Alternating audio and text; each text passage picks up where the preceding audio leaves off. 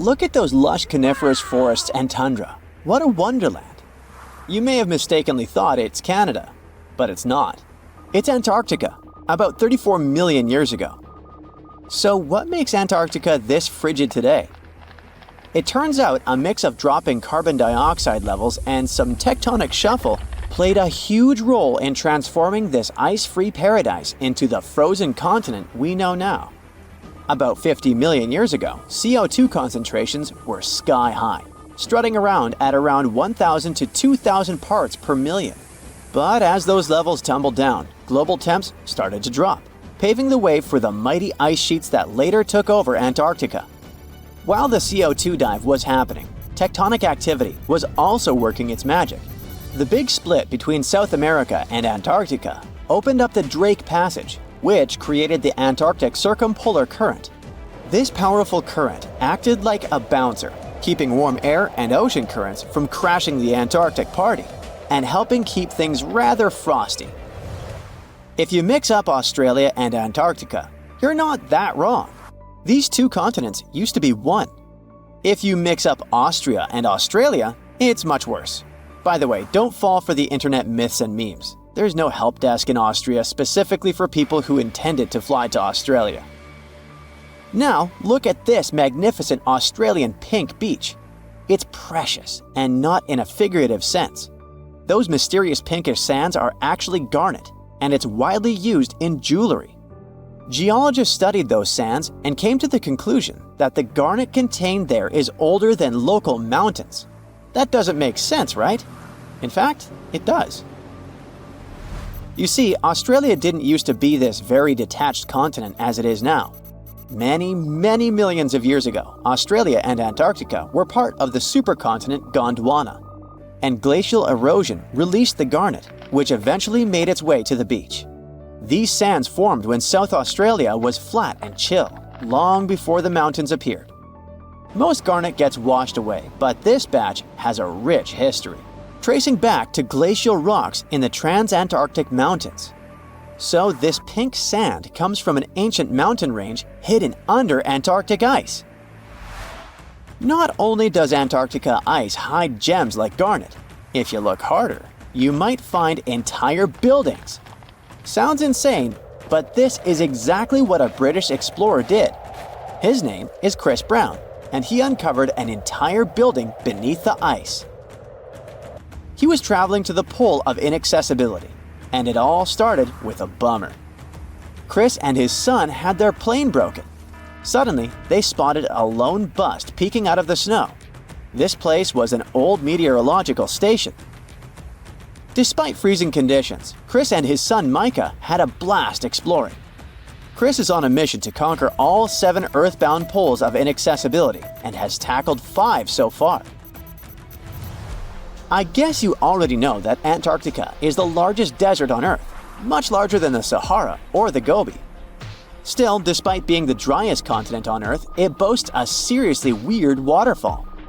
Nestled in the mesmerizing McMurdo Dry Valleys, it's 5 stories tall and looks like it's gushing blood. It's even called Blood Falls.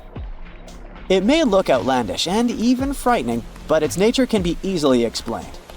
The water that creates this crimson cascade was once a salty lake, but over time, it became sealed off from the outside world when glaciers formed on top of it. Now, this ancient water hanging out 1,300 feet below the surface has cranked up its salt levels to 3 times saltier than the ocean. This salt water is also loaded with iron and gets 0 oxygen or sunlight. When the iron-rich water trickles through a crack in the glacier and meets the air, it rusts up, turning dark red. You may have mistakenly heard that no bug species belongs to Antarctica, but it's not exactly true, because there's this tiny Antarctic midge living there. Plus, there are some spiders too. Those aren't your average spiders hanging out in the darkest corners of your apartment. Those are critters lurking in the chilly darkness of the Antarctic ocean floor. These little marine creepers are actually arthropods and can stretch around 20 inches across. As if that wasn't bizarre enough, they also breathe through little holes in their legs. Quick question. What's the color that you associate most with Antarctica? I'm sure it's white. That's my association too. However, Antarctica may look like a slice of watermelon. That colorful snow comes courtesy of a tough little algae called Chlamydomonas nivalis. When things start to warm up during the Antarctic summer, these little guys release their vibrant red and green spores, painting the snow in wild and funky colors. But it's best to steer clear because that snow is not just a pretty sight. It's also toxic and definitely not edible. Searching for fossils is always a blast, but when you're in one of the most remote spots on the planet, it gets even more exciting. A diverse team of scientists recently hit the mother lode, pulling in over a ton of fossils from ancient marine life, dinosaurs, and birds from the late Cretaceous period, about 71 million years ago. Their adventure kicked off with a flight to South America, followed by a 5-day trek through the infamous Drake Passage. Upon reaching Antarctica, they set up camp using helicopters and inflatable boats. You might be thinking, why dig in Antarctica with all that ice? Well, it turns out there are places where rocks pop up, depending on the season. The team went to James Ross Island, located in the Antarctic Peninsula, and they went there during February and March. And that's one of the few parts of Antarctica where in summer, rocks are exposed, and those rocks can come from the age of dinosaurs. The expedition was a success, as they discovered over a ton of remarkable finds. Next up, the fossils will head to Chile before making their way to Pittsburgh's Carnegie Museum of Natural History. Among their discoveries, they found relics dating back about 71 million years, alongside some around 67 million years old, including plenty of snails, clams, and various marine creatures. Yikes! Look at this creepy sea worm. It could live in LA and be a star in a horror movie, but it chooses to call the chilly waters of the Southern Ocean near Antarctica its home. These worms can grow up to 8 inches long and 4 inches wide, but don't let their spooky exterior trick you. Research suggests they might actually be superheroes in disguise, playing a vital role in keeping ecosystems buzzing. Now, see that head? It's not really a head. It's just a retractable throat that helps this toothy creature chow down on its meals. Antarctica has many creepy critters to offer. Let me introduce you to the Antarctic strawberry feather star. It's not like Patrick from SpongeBob, though. It's more like a deep-sea creature straight out of a horror movie.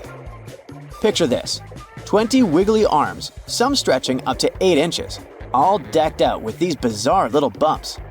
Yikes indeed. Back in 2014, scientists buried 34 seismic monitors in the snow on the Ross Ice Shelf, which is huge. Think of it as an ice slab the size of Texas, just chilling over the Southern Ocean. These clever little machines picked up a nearly non-stop buzzing. Even though our human ears usually can't catch these low-frequency sounds, scientists have worked their magic and made them audible for us. They even shared the creepy audio online. A glaciologist from the University of Chicago says that if you could hear this vibration, it'd sound like a swarm of cicadas taking over the backyard in late summer. But these glacier explorers weren't trying to capture spooky tunes. They're actually on a mission to monitor the Ross Ice Shelf because things are heating up, literally, and the ice is melting faster than ice cream on a hot day. Ice shelves are like Earth's safety plugs, keeping all that massive ice from surging into the ocean. So what exactly is making all that noise?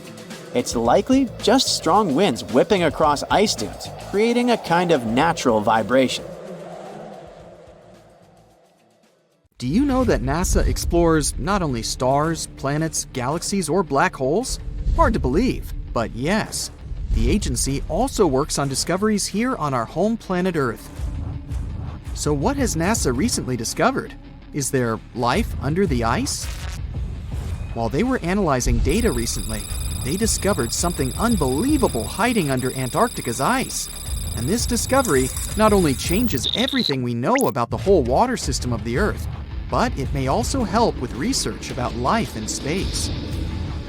Humankind's existence might depend on understanding Antarctica and its secrets. So, the recent discoveries reveal vital information about our survival.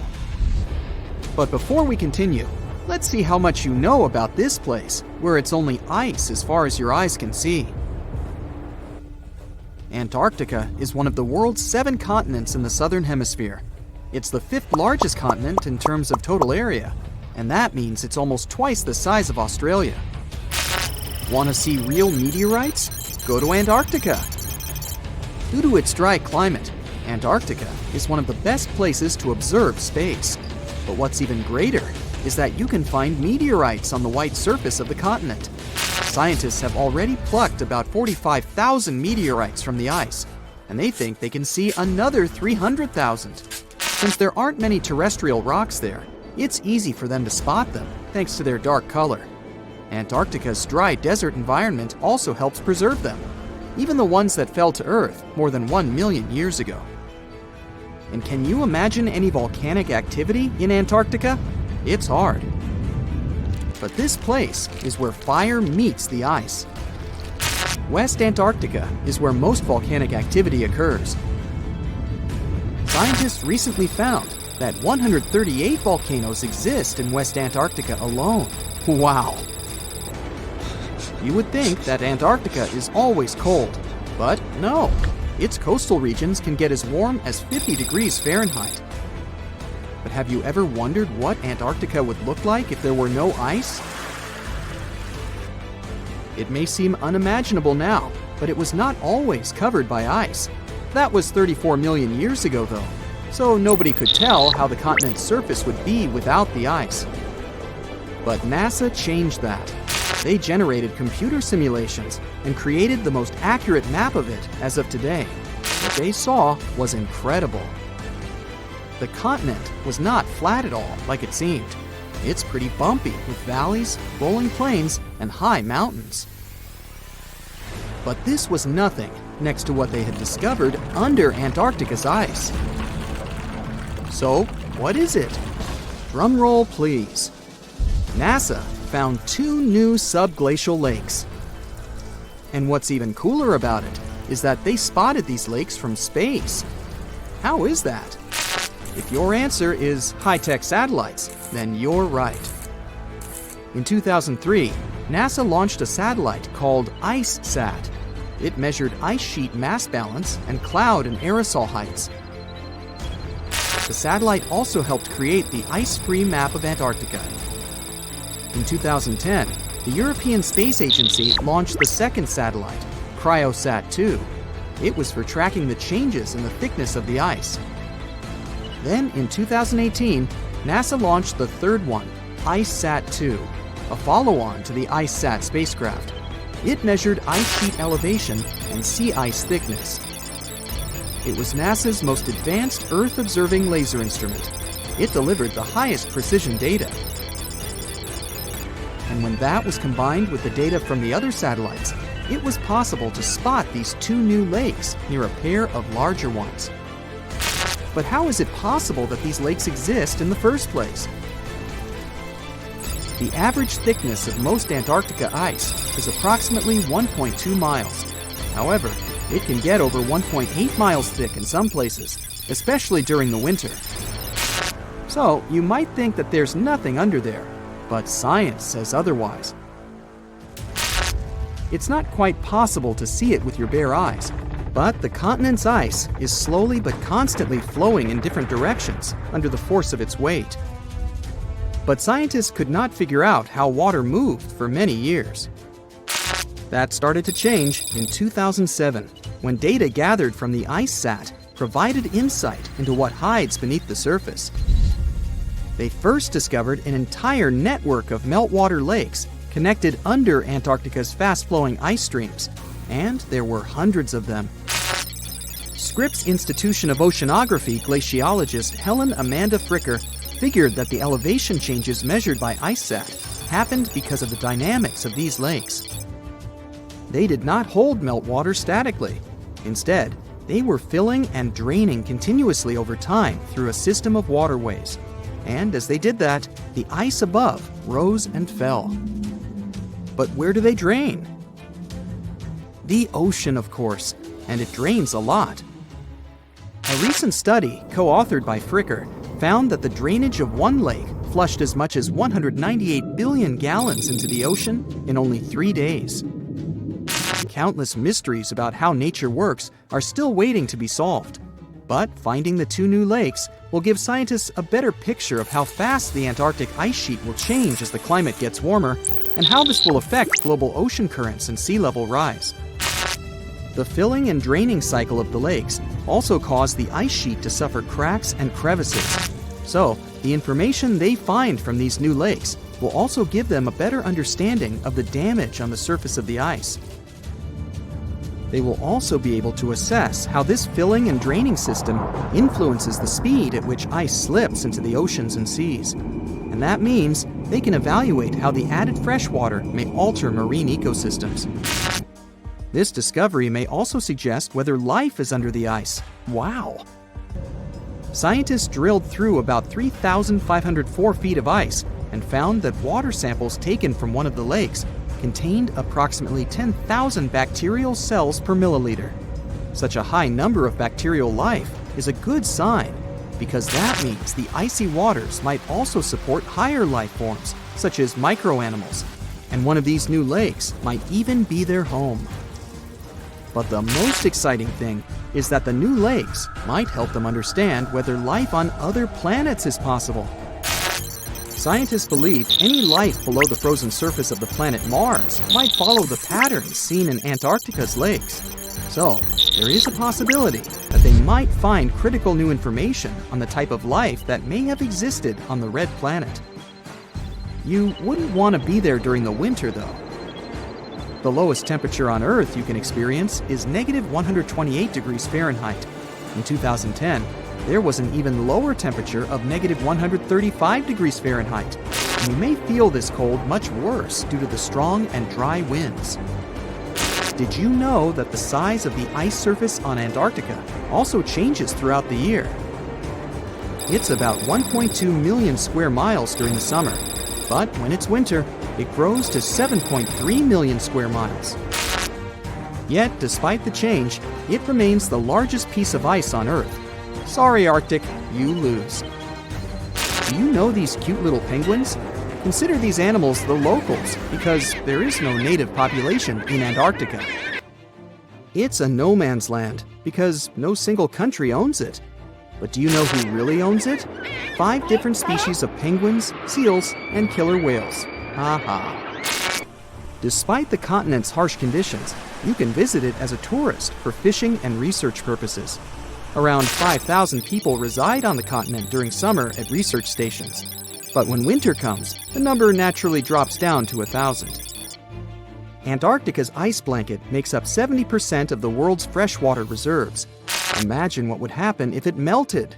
The global sea levels would be raised by almost 200 feet. It was one of the biggest creatures ever to roam the Earth. It was longer than your average school bus and could easily weigh more than 10 elephants combined. But where did it live? How did it end up having this size? And most importantly, why is it extinct nowadays? Let's find out. The Megalodon was the largest predator ever known in our planet's history. In terms of its location, the Megalodon lived practically in all waters on our globe, except near the poles. The reason why there were no Megalodon teeth found in Antarctica is probably that the gigantic creature adapted to only warm tropical and subtropical waters. The younger ones liked to keep to the shores, while full-grown adults preferred coastal areas, but they could easily move into the open ocean as well. How do we know the Megalodon was so widely spread? We can only presume, based on the fact that they discovered the most northern fossils off the coast of Denmark and the most southern in New Zealand. The discussion of how the Megalodon got this size is still open in the scientific community. They recently found out that not all the specimens from this fascinating species reach the same huge size. This has to do with a little something called the Bergmann's Rule, which says that the temperature of the surrounding environment affects the animal's body size because they either need to conserve or shed heat. The megalodons that reach cooler waters probably needed more body weight to make sure they survived in low temperatures. On the contrary, those living in warmer waters had to be smaller to avoid burning up. But what did this enormous fish look like? Most modern depictions show the Megalodon resembling an enormous great white shark. But well, it seems it may not necessarily be correct. The Megalodon likely had a much shorter nose and a flatter jaw that looked almost squashed when compared with a great white shark. It also seems to have something in common with the modern blue shark: extra-long pectoral fins. They needed these to support their weight and size while navigating the planet's waters. Lastly, the lady megalodons, seem to have been about twice as large as the gentlemen. As for their offspring, even a small megalodon was enormous, at least 6.5 feet from nose to tail. How do we know that? Because specialists have stumbled upon megalodon nursery habitats in Panama, Maryland, the Canary Islands, and Florida. Even the piles of used diapers were enormous. Nah, not really. Surely the scariest aspect of the megalodon's looks was its mouth. I mean, think about it. Megalodon had whales for dinner, so it obviously needed to open its mouth wide enough. Scientists have estimated that its jaw would span a mind-boggling size, 9 by 11 feet wide. Just to paint you a better picture, that means it could have easily gulped down 2 adult people side by side. Wait, which 2 adults? Those impressive jaws also feature 276 teeth. Based on modern reconstructions of the force of its bite, it looks like it may have been one of the most, if not the most, powerful animals of prey ever to exist. For comparison, humans can have a bite force of around 1,300 newtons. Today, great white sharks have been estimated to be able to bite down with a force of over 18,000 newtons. The Megalodon tops all the records, with an estimated power of bite up to 10 times greater than that. It could basically crush a car with very little effort. Its teeth were also pretty amazing. Similar to sharks, the Megalodon was fast in replacing its broken or worn teeth. With 4 or 5 rows of teeth in its mouth, it basically acted like a conveyor belt, growing back damaged or missing teeth within about 48 hours. This means that an adult Megalodon probably would have grown several thousand teeth throughout its lifetime. It was nice of them to do that, though, since it's probably one of the reasons why Megalodon teeth are so common in fossil records, and we're able to study them properly.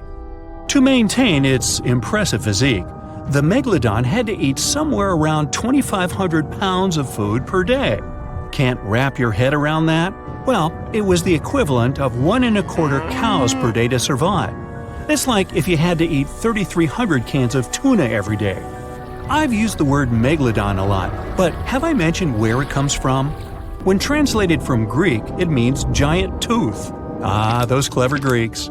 However, this giant shark's full scientific name is a bit more complicated: Carcharocles megalodon. But are these gigantic predators actually extinct? We tend to believe so, but let's be honest for a second. We've come to know more about the surface of Mars than the depths of our oceans. Like, we've only explored 15% of our oceans altogether. Who knows what may be lying out there in the deep? Maybe some ancient predators? The Mariana Trench is the deepest oceanic trench on Earth. The Challenger Deep, its deepest part, is so deep that you could dip the whole of Mount Everest in there and it would still be over a mile above the surface. That's deep. If a megalodon or two ever needed a place to crash, that would be a discreet enough location. However, the Mariana Trench is not a particularly comfy place to be in. Because it's cold and steeped in total darkness and all. The temperatures here are around 36 degrees Fahrenheit all year round. And to top it all off, the pressure is 1,000 times stronger than at sea level. So it's safe to assume that if any megalodon is hiding in here, its teeth and bones might not be looking so good. Because of the intense pressure here in the Mariana Trench, proteins and calcium start to dissolve and disintegrate. That's why, for example, the Haddell snailfish, the deepest dwelling fish we've discovered, has evolved to feature flexible cartilage instead of bones. To survive here, the megalodon would also need to learn to navigate in complete darkness.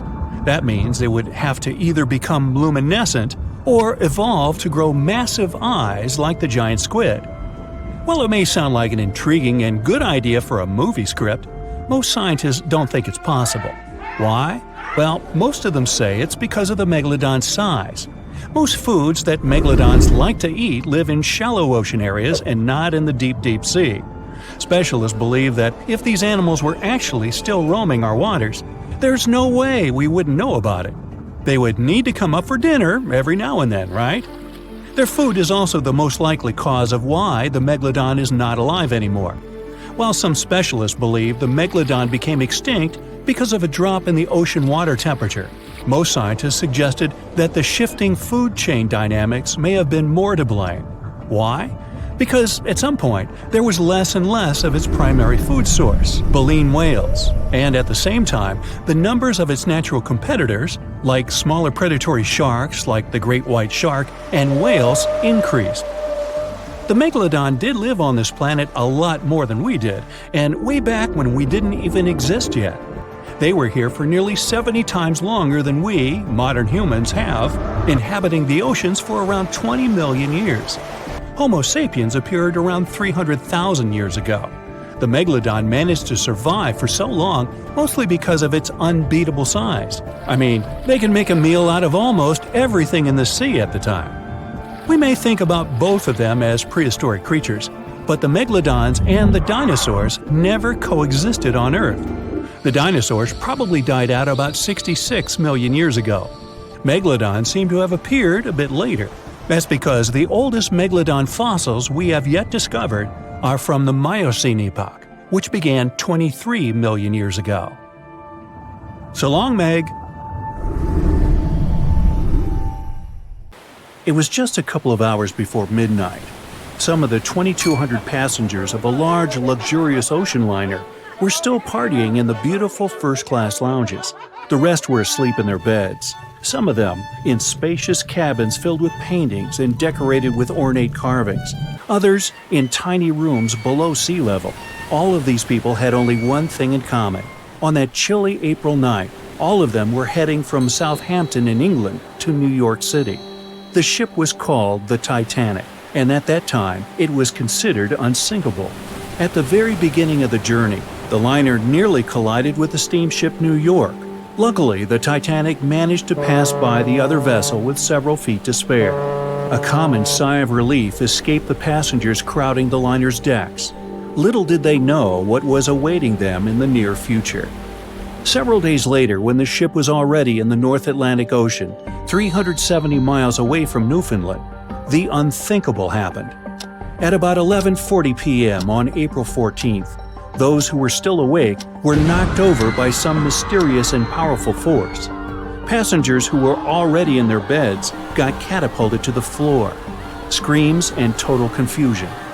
Months before the disaster struck, a ginormous chunk of ice had broken away from a glacier in southwest Greenland. It was made of the snow that had fallen about 100,000 years ago, when mammoths were still roaming the planet. When the iceberg just started its journey, it was a huge thing, almost 1,700 feet long. It also weighed 75 million tons. But then it floated much further to the south than normal, right into the area the Titanic had to cross on its way to North America. Even after melting into the water for months, the iceberg still weighed an impressive 1.5 million tons. Its top part was towering over the water for almost 100 feet. Even so, it looked harmless next to the massive ocean liner, but only at first glance. What people saw was just a tiny part of a jumbo piece of ice. The largest part of any iceberg is hidden under the surface, with a mere 1/10 visible above the water. The Titanic iceberg wasn't an exception. The moment the ship collided with it, the vessel was doomed. Unable to divert its course, it crashed into the ice, rupturing at least 5 of its hull compartments. They immediately started to fill with water, which then flooded each succeeding compartment. The front of the ship started to sink. This raised the back part almost vertically into the air, and then, with a deafening roar, the liner broke in half. The rest is history. But what if what we know about the disaster is not true? What if the ship hadn't been wrecked by an iceberg? What if it had been something more treacherous and way more alive that sank the Titanic? Far, far beneath the surface, in the ocean's dim, dark depths, a shadow lurks. Imagine an enormous creature, round, flat, and full of arms, or rather, powerful tentacles. It resembles a giant squid or octopus, but much, much bigger. Its descriptions go from as long as 10 ships to 1.5 miles long. Rumor has it unlucky sailors sometimes mistake the sea monster for an island, but instead of stepping on dry land, they're dragged down into the ocean. These people meet the Kraken, a legendary creature feared by everyone who sets off on a sea voyage.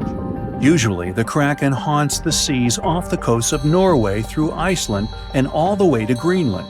Who knows what has brought the beast further away from home? The waters of the North Atlantic are just as chilly, and the creature feels good and curious. Once it notices the Titanic, the ship has no chances to escape its attention. It's dark.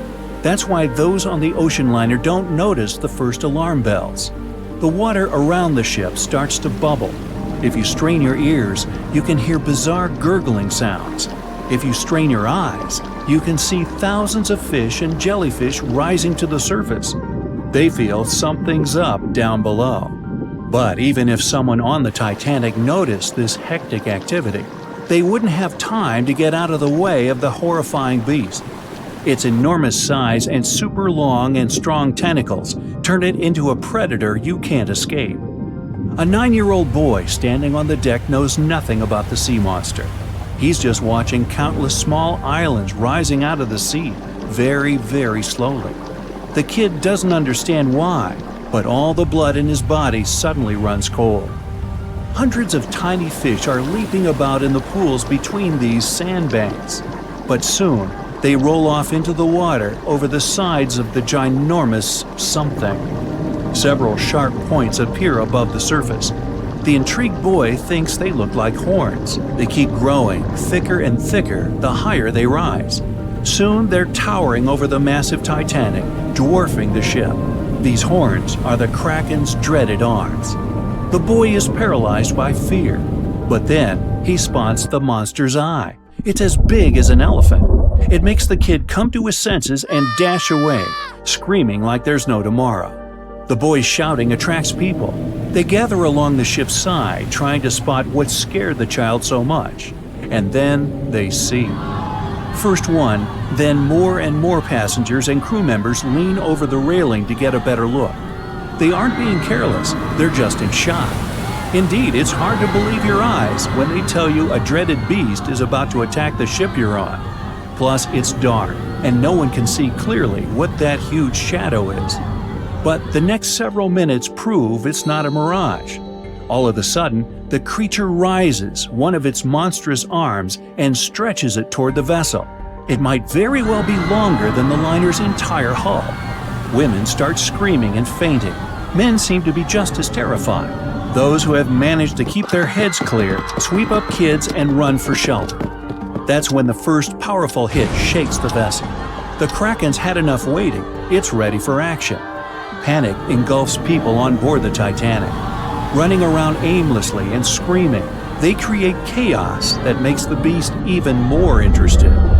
Normally, the monster just wants to be left alone. It rests deep down on the ocean floor, using its long tentacles to tether itself to the bottom and lazily hunt for food. It only rises to the surface when the weather's unusually warm, or when it gets disturbed. The Titanic is probably too massive and loud. It draws the creature out of its slumber. When the beast gets to the surface and sees a large, glistening boat, wow, the thing mesmerizes the creature. It holds out one of its tentacles to touch the unusual construction. The material is hard, and the beast wonders if the thing will break when squeezed. Without wasting much time, it wraps several arms around the ship and tries to squish it. Tiny creatures fussing around, falling overboard, and making annoying high-pitched noises start to irritate the Kraken. It's getting angry. Easing its grip, the monster circles the Titanic several times, getting ready for the next attack. This time, the strike is much stronger. It bends the metal and makes it brittle. One more movement of a deft tentacle, and the ship starts to fill with water. The Kraken retreats, as if to enjoy the results of its efforts. But then, it notices the ship trying to speed up in futile attempts to put some distance between itself and the monster. People on board the Titanic heave a sigh of relief. The beast is nowhere in sight. Little do they know that the Kraken never lets its toys get away. The ship is beginning to slow down. Its rear part is slowly lifting up, and the front is going down underwater. Passengers and crew members are falling over onto the decks. Most of them are too scared to make a sound. That's why everything's happening in almost complete eerie silence. Until the ship breaks into two parts under its own weight. The crash is so powerful that it scares away even the Kraken. Spooked, the beast dives back into the ocean, which creates a massive boiling whirlpool in that spot. The suction is dragging what's left of the Titanic to the depths of the ocean. The most tragic thing here, though, the Kraken isn't even interested in people on board the ship. This creature is content to munch on fish. It doesn't need bigger prey. It's the animal's curiosity that's now pulling the huge ship down to the bottom. Does the majestic liner have any hope? I think you know the answer. Yep, there's ice all around, as far as the eye can see. A white desert covers the entrance to your cave, the one where you and a bunch of other settlers live. Everyone's gathered around a fire pit, trying to keep warm, telling each other stories about how much snow they saw the other day. Some are running around playing tag, throwing sticks, whatever people used to do for fun 300,000 years ago. You're one of the earliest Homo sapiens to ever walk the earth. Others are sleeping or just resting their eyes. All around the cave, all you can hear are stomachs rumbling, sounds like a wild animal lurking around. You look out the mouth of the cave and see that the storm has cleared. Time to grab some tools and head out as a group. In the open wilderness, you find some berries covered in snow and plants that might be edible. But it's not enough to feed the whole tribe. It's the Ice Age, and there's not much vegetation growing anywhere. One of your friends spots some large footprints in the snow. The chase is on. You can't tell what it is, but it should be enough to feed everyone for a couple of days. As you go deeper into the snow-covered forest, you hear a growl behind you. You hope it's your stomach, but you look behind you and suddenly black out. An ice age is a period when large sheets of ice cover everything, changing the Earth permanently. It's partly responsible for the raising and lowering of sea levels, as well as the current layout of the continents. Picture monster-thick ice sheets spread across what's now Canada, Scandinavia, Russia, and even South America. That's all caused sea levels to change drastically, and temperatures around the world fell dramatically. And I'm not talking about just one ice age. There were a bunch of them. Scientists say there have been 5 major ice ages throughout history, lasting for millions of years. And we're in the middle of one right now. Relax, don't panic. It doesn't mean we're all going to be sleeping next to bonfires, trying to keep warm after being out all day looking for woolly mammoths. And no, there won't be a massive geological ice storm that freezes everything in its path. Ice ages have warmer periods in them that come and go, lasting for tens of thousands of years. In fact, billions of years ago, the Earth was one giant snowball with no life on it. And the sun back then was also just a cute little fireball without enough heat to melt all that ice. But as the sun got bigger and hotter, Earth's ice slowly melted away, leaving the green and blue ball we have today. We're living in the Quaternary Ice Age that's been going on for the past 2.6 million years, and counting. Some animals have thrived in this latest ice age, like whales and sharks. They've been at the top of the food chain for ages. Under them are seals, certain kinds of fish, otters, all the way down to tiny plankton. Up on the cold surface, mammals had to grow thick and shaggy fur just to stay warm. Ancient mammoths, rhinos, and bison were known to have thick rugs on them. They looked awesome. They were herbivores and ate small shrubs and whatever grass they could find. But several thousand years ago, Temperatures began to rise, and most of these animals became extinct. The ones that remained evolved into the elephants, hippos, and rhinos we have today. You wake up from your blackout and find yourself face to face with a creature that kind of looks like a modern-day bobcat, except it's much bigger and furrier. It's a Smilodon, an epic version of a saber-toothed cat with a mean look. It's around the same size as a male lion and has 2 front fangs that make me think twice before leaving the safety of my cave. They look scary, but scientists think their bite wasn't as powerful as today's tigers or lions. What made them tough were their giant forearms used to wrestle down anyone who got on their nerves. In packs, they were even able to take down mammoths. Either way, you don't want to be waking up next to this kitty. It's staring you down, ready to pounce. But you and your friends keep calm and slowly back off. You get the genius idea to throw a rock to distract it, then run. Nowadays, it's near impossible for a human to outsprint a lion or tiger, but humans back then were much fitter. Once the danger's over, everyone continues to look for food. It's getting dark, and you haven't found anything to bring back to the cave. Suddenly, you smell something burning. Way off in the distance, you see a thin column of smoke rising into the sky. Another settlement? You and your friends look at each other and approach the smoke cautiously. Homo sapiens first came into being about 200 or 300 years ago, but human history didn't just pop up out of nowhere. As far back as 7 million years ago, some of us decided to call it quits. We left our chimpanzee ancestors in the jungle and started doing our own thing. And that didn't just happen once. Over those next millions of years, there were over 20 different human species. Some were our ancestors, some were twigs from a completely different branch. Some were tiny, others better adapted for hot or cold weather. Before you know it, you see a group of Neanderthals cooking some meat, sharpening their tools. Neanderthals were the first to migrate to Europe. Scientists believe they were around somewhere between 40,000 to 400,000 years ago. They occupied all areas between Europe and Asia, while Homo sapiens, that's us, were still all the way down in Africa. You enter their camp and immediately see the differences between each other. They're stocky and look a bit different, but there are some similarities, like flat teeth for chewing and gnawing and big skulls for their big brains. They even have clothes on like you. According to archaeologists, they lived in shelters and made tools out of stone, sticks, and bones. They welcome you inside and give you a tour like no other. You're officially meeting another human species. They take you inside their cave and show you some of their cave paintings. They were the first artists of their time.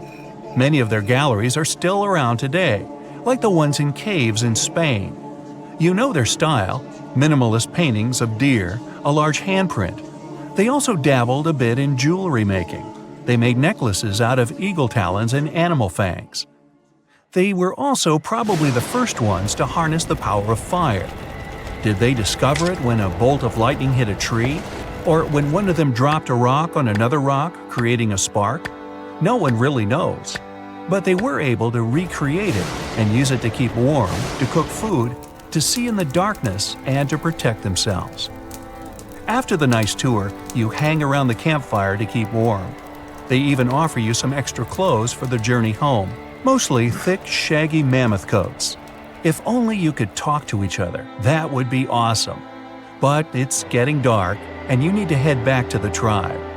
You say your goodbyes and thank them for teaching you how to draw a deer, and for that sack of food they gave you. The Ice Age was important for the development of the modern Homo sapiens. Because of the extreme cold and other harsh conditions, they had to adapt to survive, be extra clever and innovative. They developed advanced tools and even used bone needles to sew warm clothing.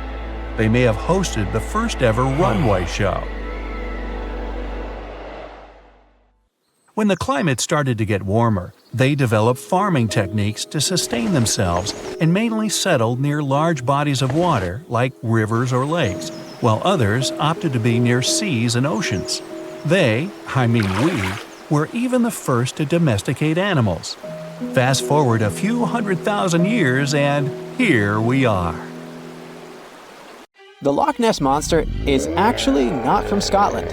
Turns out, this real-life creature lived in the freezing waters of Antarctica about 70 million years ago. In 2019, researchers discovered fossils of a huge, prehistoric marine reptile that looked a lot like what people described as Nessie. This beast was terrifying, measuring up to 36 feet long with a massive giraffe-like neck. It also weighed around 15 tons, which is about the size of 3 elephants. Next up on our list of huge animals is a penguin. I know penguins aren't exactly what you'd call big, but scientists have just found what they think might be the biggest penguin ever, the Kumimamu fordyce. It's believed that these giant birds were hanging around New Zealand about 55 million years ago, and they were huge, weighing over 330 pounds. That's about 5 times the size of the emperor penguins, which are considered the largest penguins alive today. Now, let's move on from massive creatures to something much smaller. Meet B. manfredschmidti, a great ape that lived around 12 million years ago in what is now Germany. This creature is very special, as it's the tiniest great ape ever discovered. And when I say tiny, I really mean it. These ancient animals only weighed about 22 pounds. They were basically no bigger than a super chunky cat. If you think small creatures aren't scary, wait until you meet the electric blue tarantula. This newly discovered species from Thailand's mangroves has an almost otherworldly electric blue color. Its vibrant hue doesn't come from pigment, it is actually caused by the unique structure of its hair, which reflects blue light, making it look like an extraterrestrial being. We're going even further now, diving into the freezing pitch-black depths. At around 2,000 feet deep in the Andaman Sea, scientists found a new species of ghost shark, which they named Chimera supape. Their appearance is straight out of a horror movie. They have sleek, pale bodies, frills that look like feathers, and large, creepy eyes. These ghost sharks aren't actually sharks, but they are related, having diverged from their cousins about 400 million years ago. The good news is they're not too scary since they're only a bit bigger than a shoebox. Just when you think we can't find stranger creatures, we come across this ancient amphibian from Brazil. Scientifically known as K. rosae. This newly discovered giant crocodile-like creature lived during the Triassic period, over 240 million years ago. At nearly 10 feet long, it had a powerful jaw, resembling the modern-day alligator. This beast was definitely a survivor since it adapted to the most severe conditions ever seen on the planet. Last year, scientists were tracking the dense Amazon rainforest at night when they found some quirky orange spiders that looked like they were wearing black boots. The team soon discovered it was a new type of giant crab spider. And no, they don't look like crabs at all. They only got their name because, while perched on plants, these spiders spread their legs out to the sides, just like crabs. Do you know that some new species are named after celebrities? Hollywood icon Harrison Ford now has his very own snake, for example. Discovered in Peru, T. Harrison Fordy honors the actor famous for his role as Indiana Jones, an archaeologist with a notorious fear of snakes. Unlike the film's menacing serpents, this new snake species is quite modest in size, measuring about 16 inches long. We also have the Rampholion princei, a small new species of pygmy chameleon from Tanzania that was named after US rapper and poet Prince Iya. He received this honor because of his work raising awareness about global environmental issues. Another celebrity namesake is DiCaprio's snail-eating snake, which hangs out in the shrubs of Panama's forests. This S. Irmelindi caprioi is about 15 inches long and spends its nights on palm fronds looking for snails and slugs. Its round eyes look like glowing coals that can be a bit scary, but overall, the creature is super chill. Even when it feels threatened, it doesn't bite. It just coils up around its head and gives off a really bad smell. Now something a bit more sinister. Meet Venomius tomhardii. Does that name ring a bell? Exactly. This new species of spider was named after Tom Hardy's portrayal of the infamous Marvel character Venom. And all because the black spots on the spider's abdomen reminded researchers of the famous anti-hero. Most spiders of this species were found in Australia at night, sitting in their elaborate webs in forested areas near the coast. When disturbed, these creepy crawlers often hide in silk-lined hollows in tree branches. We've also got something for the Lord of the Rings fans. In the vast and warm waters of the Amazon River, scientists have just discovered a new species of pacu. This fish is a relative of the terrifying piranha, with a plant-based diet and human-like teeth. It was named Myloplus sauron because of a bold vertical black mark on its side, which reminded researchers of the fiery eye symbol of the villain Sauron from Tolkien's epic saga. Wait, is that a tanned capybara or a wild dog? Well, actually, it's neither. This is a newly discovered dwarf deer. This tiny creature, about the size of a basset hound, scurries through the forests of Peru. The combo of large eyes, stocky body, and short legs makes this animal simply adorable. This cute little deer is the complete opposite of what we've got coming up next. This bizarre-looking creature is what we believe the beast of 5 teeth might have looked like. Its fossils, found in Chilean Patagonia, showed that it lived during the age of dinosaurs, about 72 million years ago. This finding is just another piece of evidence that mammals had been roaming around that part of South America much earlier than we thought. Moving from the forests of South America to the deserts of Australia, we come across a sand dragon lizard, known scientifically as Cteniferous tiacalpa. With its sandy color and long, lean body, this lizard looks like it could star in a Dune movie.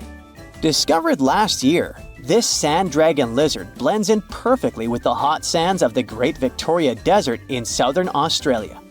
For over 10 years, a large-eyed creature managed to hide from scientists who ventured into the mountains of southwestern China. But not this time. In 2023, the group finally managed to take photos of 7 frogs that didn't match any known species. They're now known as Leishan odorous frogs, a species that grows to be about 2 inches long and has small bumps all over their grass-green bodies.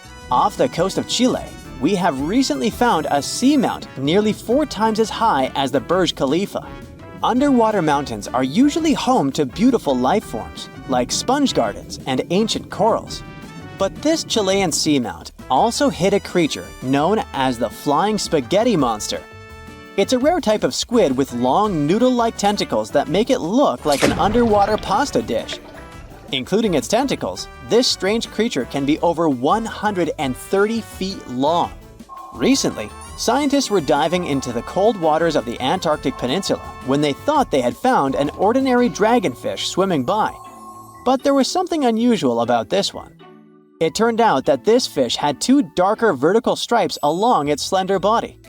That's when they realized they were looking at a new species, the banded dragonfish. From bizarre sea creatures to a cute one. In 2017, locals were diving near Kume Island in Japan when they found the skeleton panda sea squirt. This deep-sea oddity quickly won people over with its look because its black spots actually resemble a panda bear's eyes and ears. At least if you have a good imagination. This unusual creature filters water to catch its food, and is yet another reminder of the ocean's hidden wonders. Many terrifying animals live deep beyond the waves, like this vampire squid living 3,000 feet below the surface in almost complete darkness. This animal has a cloak like a vampire's. That's why it's called the vampire squid. Deep down at the bottom, it can't use ink to defend itself. So this animal has developed an unusual tactic. It glows slightly to scare away predators. If this tactic fails, the vampire squid can turn its body inside out, revealing tiny spikes. When you translate its scientific name, Vampiroteuthis infernalis, it literally means vampire squid from the nether. Despite its terrifying looks, it's a harmless ocean animal. This previous creature was not from space, but this object definitely is. Before Elon Musk found a way to reuse rockets, NASA would simply drop old ones after launching astronauts into space, most of the time in the ocean or deserts. In 2012, Jeff Bezos launched a mission to find the Apollo 11 rocket. They found it by using sonar, but it was in terrible condition. It was sitting on the bottom of the ocean, not far from the predicted site. They were able to rescue the engine and reconstruct 2 of them. The most famous lost city is Atlantis, but sadly, we still haven't discovered it. However, Heraklion was also just a myth until one British pilot saw something that looked like a city while flying over the Mediterranean Sea. He reported it, and 60 years later, a group of divers went there. They were shocked when they found an entire city underwater. It was loaded with artifacts that could tell us a lot about the history of the place. Now it's one of the best underwater archaeological sites in the world. It's believed that the rising sea caused the whole city to go underwater. The Titanic sank in 1912. The wreck was claimed to be officially discovered 74 years later. In reality, though, a fisherman found the Titanic 8 years earlier while fishing in the Atlantic Ocean. He was pulling out his net when he spotted a head stuck in it. Luckily, it was just a doll's head. Years later, after the fisher had passed away, his son sold the doll to a doll collector. She did a lot of digging and research on every person who had a porcelain toy on the Titanic. She found the owner of the doll. Ava Hart was on the Titanic and had a doll with her. Ava survived the catastrophe by a miracle, but her toy didn't. Hart even wrote about the doll in her journal, and every detail matched the toy found by the fisherman. The tripod fish lives deep in the abyssal zone, around 20,000 feet below the surface. It's adapted to such immense depths and uses its tripod fins to stay still on the bottom. This creature doesn't have big eyes, but even if it did, these eyes would be useless in the darkness. Instead, the tripod fish uses its fins like antennas to detect any movement in the water. This creature doesn't have much luck when it comes to its love life, so it had to develop unique tactics to reproduce. One fish can be both male and female. The next bizarre creature is the lizardfish. It has tons of razor-sharp teeth, a huge mouth, and really big eyes, which it uses for hunting. All this makes the animal look freaky. The lizardfish lives at depths of around 11,000 feet in the midnight zone, where there is zero light. This freak of nature basically eats everything it can fit inside its mouth, from small fish to other lizardfish. On the other hand, when they see other reptile fish, they probably fall in love instead, because finding mates at those depths is not an easy task. Like the tripod fish, the lizardfish can be both male and female at the same time. When you think of a river, you usually picture it on land. Still, nature is quite unpredictable, and it created a river flowing under the ocean in California. It's running at a depth of around 2 miles. This river has everything that an ordinary river has: sunken logs, trees, and rocks. And despite its uniqueness, it's not the only one in the world. There are also others in the Amazon and Greenland. A terrifying creature was discovered near Angola's coast by a remote operating vehicle. It looks like it doesn't have a head or a body. It was sitting at a depth of around 4,350 feet below the surface. After doing research, scientists concluded it wasn't anything from a sci-fi movie. It was just a cluster of siphonophores stuck together. In 2015, some random guy was diving in Caesarea, and something shiny caught his eye. He reached out, grabbed it, and realized it was a gold coin. After that, he examined the bottom and found out that there were many more. He reported the incident to the local authorities, and they concluded that he had found Arabic treasure. The coins were made of solid 24-karat gold and were a few thousand years old. but due to the perfect salinity and temperature, they looked brand new. The coins belonged to a ship carrying cargo. It was caught up in a storm and unfortunately sank. One of the weirdest things ever discovered was found in the Baltic Sea. It's an anomaly that looks as if it was created by a different civilization. It was discovered by Swedish researchers, and they basically had no idea what it was. They had to ask tons of other scientists for their opinions. When you look at this formation from above, it's 200 feet long and looks exactly like a fallen spaceship. It's hard to believe that it's a natural formation, but spoiler alert, it's totally made by nature because the Baltic Sea has gone through many erosions throughout history. Most likely, the bizarre formation is the result of these processes.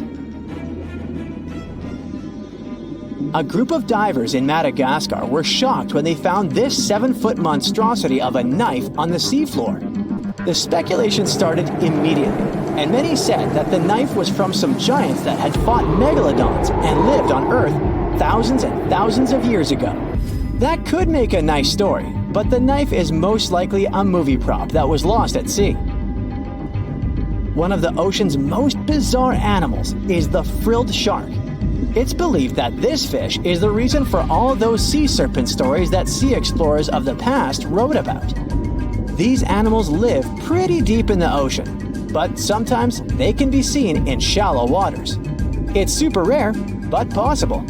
The frilled shark has a big mouth sporting around 300 teeth. It also has a long body that looks like a lizard's, and it is truly a unique species of shark.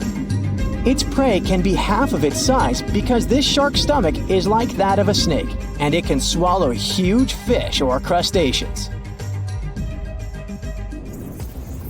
Spotting a few worms in your garden is no big deal, but after seeing a 26-foot long one in the ocean, you will make your wetsuit a little wetter. This worm is super rare, and it's completely harmless to humans. It's actually not a giant worm. It's a cluster of zooids that are stuck together in a worm-shaped formation. They usually only eat plankton, bacteria, and other tiny things that can be found in the ocean. Probably the scariest thing in the ocean that is 100% real is the Magna Pinna, which can be found at crazy depths of 20,000 feet below the surface. This monster looks like an underwater Slender Man, but it's just a squid with really long tentacles that can reach a terrifying size of 8 feet. This guy has only been seen a few times, and basically, we don't know much about this creature so far.